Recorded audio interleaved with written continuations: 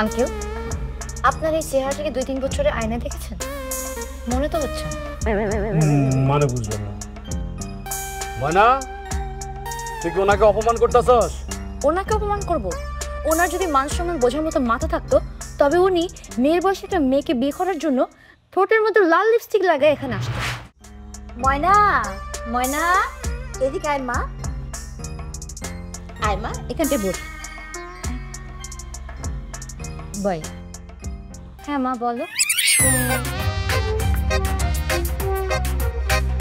উনি কে? আপনাকে তো চিনতাম না আঙ্কেল। এই তুই কাকে আঙ্কেল বলছিস? আরে উনি একটা সম্বন্ধ নিয়ে আসছে, ওনার কথা শুনে আমরা কিন্তু রাজি হয়ে গেছি। আমিও রাজি, এখন শুধু তুমি রাজি হলেই ব্যাস। কিছু তো বুঝতে পারতেছি না। আমি পরিচয় করে দিচ্ছি, ওনার নাম হচ্ছে সাকাওয়াত হোসেন, বিশিষ্ট ব্যবসায়ী।